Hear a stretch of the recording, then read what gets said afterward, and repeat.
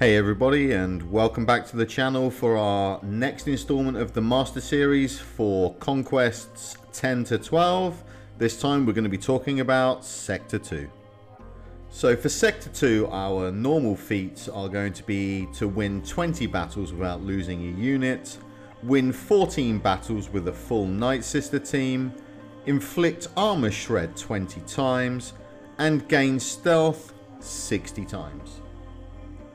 Our mini boss for this sector is going to be a Jedi Knight Anakin lead, and the two feats we need to complete will be win the battle with Aura Singh, Dengar and Bosk surviving, and to win the battle with no bounty hunters. Our boss for this sector is going to be Asajj Ventress, but in the new bounty hunter uniform. I assume this is going to be a completely new kit, but we won't know until Monday. And the feats for beating this boss will be to win the battle with Mace Windu surviving, and to win the battle using no Jedi, Sith or unaligned Force users. So to win 14 battles with Night Sisters, we're going to use the standard team of Mother Talzin lead, Asajj Ventress, Old Daka and Night Sister Zombie as your core package of 4 characters. The other unit we will use will just be our highest geared Night Sister between Night Sister Spirit or Night Sister Acolyte, or possibly even Talia. We can work on the armor shred and the stealth feat simultaneously by using a team like Jedi Master Kenobi, Ki-Adi-Mundi, Gas, C-3PO and R2-D2. We have nice synergy here as Ki-Adi-Mundi and Gas both have a armor shred special ability.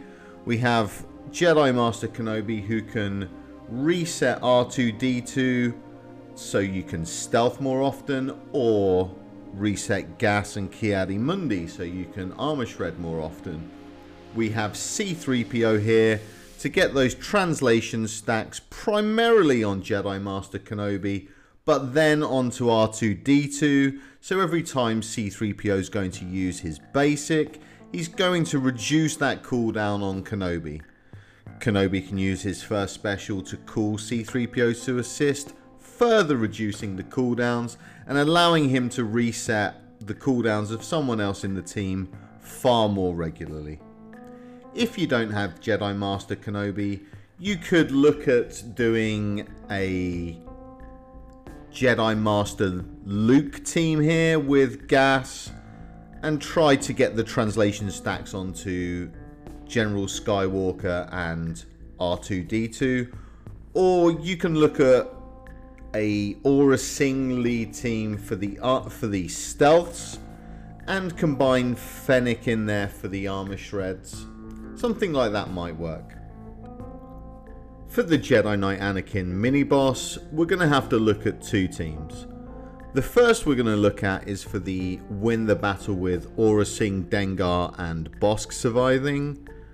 Here, obviously we're going to need to use Aura Singh, Bosk and Dengar, and then we'd like to use Boba Fett and Jango just because they're going to be high relic and they're going to contribute towards your global feat, as does the whole team. I think we want to use the Aura Singh lead if we have it, because that's going to allow us to hammer through the stealth sector feat. But if you have issues or you're not sure whether your team will be good enough with the Aura Singh lead, feel free to switch to a Bosk or Jango lead and just work more with the Jedi Master Kenobi team to really pump through those stealths. Speaking of which, when we're going to win the battle with no bounty hunters, we're just going to continue with that Jedi Master Kenobi team and work through those shreds and stealths very efficiently. For the Asajj Ventress boss feat, we have to win the battle without using any Jedi, Sith or unaligned Force users. Here you'll note that I've used the same team as with the mini boss, but I suspect because of how good the Kenobi team will likely be at generating those stealths with R2-D2, that you can go for a more stable bounty hunter team here if you wish. A Bosk or a Jango lead with a Boba Fett, a Dengar, and a Mandalorian, or a Mandalorian and a Grief. Basically, whichever are your best 5 bounty hunters to make a team should do well here. If you find that you try it and it doesn't work and it wasn't remotely close, you can look at a powerful alternative team. Maybe your NIGHTSISTERS could work here. Maybe you could look at a Bad Batch or Clones team. Something along those lines. Then we also need to win the battle with Mace surviving. So we're going to use the same Jedi Master Kenobi team we were looking at earlier, but we're just going to replace Ki-Adi-Mundi with Mace Windu. It is worth noting that if you don't have Ki-Adi-Mundi, I know a lot of people don't, you can always replace Ki-Adi-Mundi with just General Kenobi, so you have that tank throughout the fight. So when we look at a breakdown for Sector 2 and the most efficient way to progress through it, we know that we cannot clear this sector on less than 24 fights.